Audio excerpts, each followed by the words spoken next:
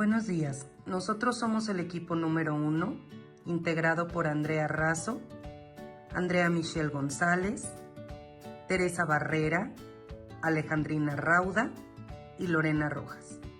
Nos tocó hablar sobre Gordon Allport, psicólogo estadounidense, y su teoría de la personalidad. Gordon Allport le llama personalidad a todo ese conjunto de características que nos hacen personas distintas. Todos tenemos una forma de interpretar, de actuar y de vivir la vida distinta. Todo esto ha sido estudiado a conciencia a lo largo de los años y se han establecido teorías de la personalidad diversas. Explicaremos a continuación cuál es la teoría de la personalidad desde el punto de vista de Gordon Allport. Uno de los términos a los que se refiere Allport en su teoría de la personalidad es proprium. Esto quiere decir la percepción que tiene el sujeto de sí mismo, integrando características, experiencias y deseos que lo hacen único, es decir, la autopercepción de saberse un ser diferenciado. Gordon Allport basa su teoría de la personalidad en el enfoque ideográfico, siendo este el máximo exponente. ¿Qué quiere decir esto? Todos tenemos una configuración única, es decir, no habemos dos personas iguales. Si bien podemos tener similitudes con algunos otros, cada persona somos totalmente únicos. Los elementos que configuran el esqueleto de la vida mental se van adquiriendo a lo largo de la maduración psíquica. Estos elementos los explicarán mis compañeras a continuación. Yo les voy a hablar acerca de la identidad, la autoestima y la autoimagen. De manera inicial, la identidad se desarrolla en los primeros 2 años de vida. Existe un momento de la vida en el que nos consideramos entes independientes, entes separados y diferenciados de los demás, entes continuos con un presente, un pasado y un futuro. Se podría decir que la identidad es el hilo vertebrador de nuestra historia vital. Es la forma en la que interpretamos el recorrido que hemos realizado y cómo a partir de ello extraemos conclusiones acerca de uno mismo. Por otro lado, la autoestima se desarrolla en los primeros 2 y 4 años de vida. Existe un momento en el que nos consideramos valiosos para nosotros mismos y para los demás.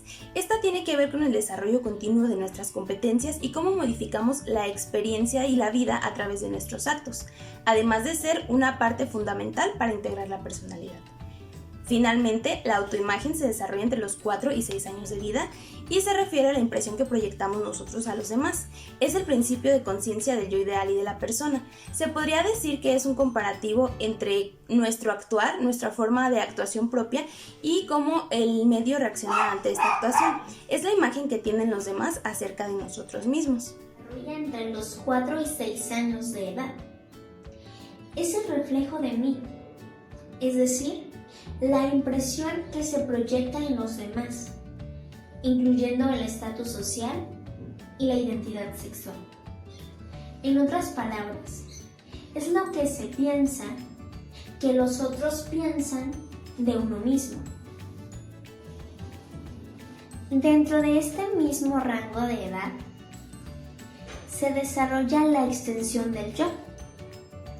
Este elemento se refiere a que la persona tiene intereses concretos, es decir, algunas cosas, personas o eventos de nuestro entorno se convierten en elementos esenciales para nuestra existencia, convirtiéndose en una guía para nuestra conducta. Algunos individuos encuentran su identidad en la familia, su esposa, hijos o esposa. Otros la encuentran en una actividad o una profesión. Y hay algunos otros que la encuentran en un lugar, como un hogar, su oficina, lugar de trabajo, entre otros. La racionalidad se aprende entre los 6 y 12 años y está muy relacionada con la autoconfianza. Es la capacidad de encontrar soluciones para los problemas que se dan en el entorno. Y por último, la intencionalidad, el elemento más complejo del propio. Este inicia después de los 12 años y es aquí cuando se desarrolla la autoconciencia. Es decir, el individuo descubre que es un ser con metas y objetivos propios y es capaz de motivarse y luchar por ellos. Hola, yo soy Michelle y voy a hablarles acerca de la estructura de la personalidad según Allport. Pero primero hay que ver qué es la personalidad. La personalidad, cada ser humano tiene una personalidad. La personalidad es todas las bases conductuales que un sujeto hace. Y no podemos definir personalidad sin algo muy importante, los rasgos. ¿Y qué son los rasgos? Cada sujeto, cada individuo, cada ser humano tiene rasgos diferentes, personalidades diferentes. ¿Por qué? Porque todos crecimos en un ambiente diferente y nos desarrollamos de manera cognitiva, de manera diferente. Es por eso que al crecer los seres humanos, pues llegamos a tener conductas y personalidades diferentes a los otros sujetos. Asimismo, Allport decía que los rasgos en la teoría personalística de él, que él investigó y realizó, son súper importantes y fundamentales. Él decía que cada sujeto tiene rasgos diferentes, como les comentaba ahorita. Bueno, y a veces nos ponemos a pensar qué son. Nos ponemos a analizar qué son los rasgos. Los rasgos son los estímulos de cómo reaccionamos. Todos los seres humanos tenemos rasgos diferentes, pero aunque tengamos patrones diferentes, tenemos algo en común. La mayoría de los seres humanos tenemos los mismos rasgos, que pueden ser depresión, ansiedad, dependencia, miedo, orgullo, vanidad, muchos tipos de rasgos de personalidad que nos van a identificar como seres humanos y que como psicólogos debemos de tener en clave, porque es lo más importante, poder analizar al paciente, su personalidad y de ahí sus rasgos, sus patrones, para ver cómo va avanzando. Pero bueno, los rasgos de personalidad pueden clasificarse en varias funciones, en lo cual mi compañera, la que sigue, va a hablar acerca de las clasificaciones de los rasgos, ya que no basta nada más con decir qué es el rasgo, sino que va más allá, es un desglose completamente amplio. Entonces, la personalidad personalística de Allport, pues es muy importante, ya que nos va a hacer identificar las diferentes personalidades y los diferentes rasgos que como seres humanos tenemos y que como psicólogos nos van a ayudar a identificar al paciente y ayudarlo a mejorar. Gracias. Como dato curioso, podemos mencionar que aunque Allport viaja a Viena para conocer a Sigmund Freud, rechaza el psicoanálisis al creerlo demasiado profundo, así como al conductismo por sentir que no es suficiente.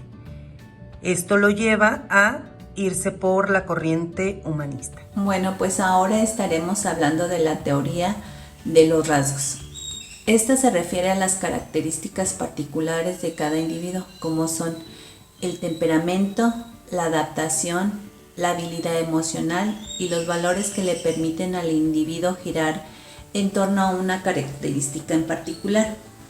Allport considera que los patrones conductuales de los individuos son únicos y diferentes. A pesar de eso, considera que los seres humanos poseemos en general los mismos tipos de rasgos, como son la dependencia, la agresividad, la sociabilidad y la ansiedad. El autor consideró 3 grandes tipos de rasgos, que son los rasgos cardinales, los rasgos centrales y los rasgos secundarios. Los rasgos cardinales son aquellos rasgos de personalidad que forman parte del propio núcleo de la persona. Son dominantes de la personalidad al punto de que este rasgo pues hace la diferencia en una persona. Y también tenemos los rasgos centrales. Son el conjunto de características que tienen una influencia en el comportamiento de la persona en diferentes contextos.